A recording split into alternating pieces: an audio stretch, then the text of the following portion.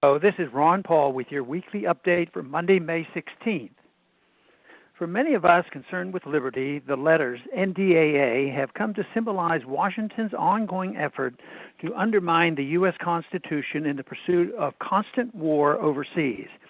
It was the National Defense Authorization Act, NDAA, for 2012 that introduced into law the idea that American citizens could be indefinitely detained without warrant or charge if a government bureaucrat decides they had assisted al-Qaeda or associated forces that are engaged in hostilities against the United States.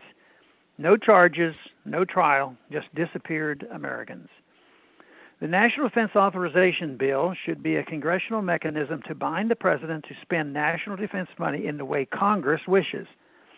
It is the nuts and bolts of the defense bill, and as such is an important oversight tool preventing the imperial executive from treating the military as his own private army. Unfortunately, that is no longer the case these days. Why am I revisiting the NDAA today?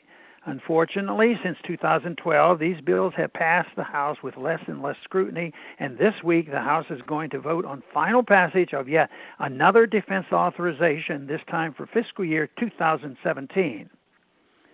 Once again, it is a terrible piece of legislation that does great harm to the United States under the guise of protecting the United States. Unless some last-minute changes take place, this latest NDAA will force young women for the first time to register to be drafted into the U.S. military. For the past 36 years, young men have been forced to register with the Selective Service when they turn 18 or face felony charges and years in prison.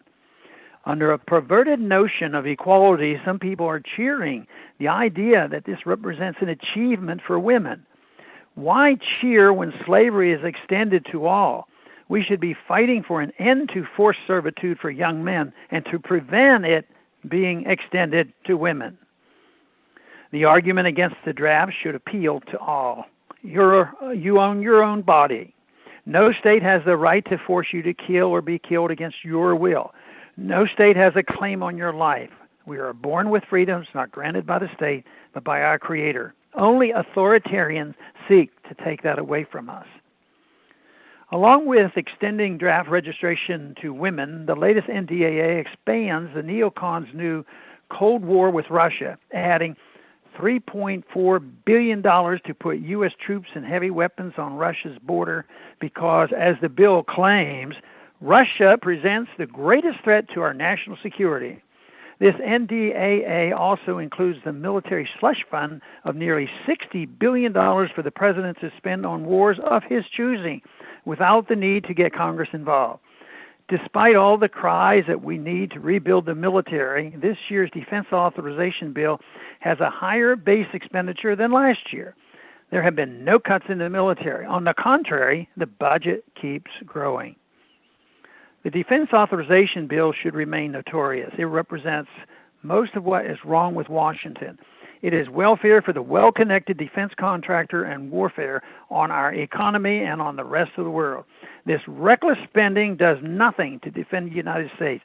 It is hastening our total economic collapse.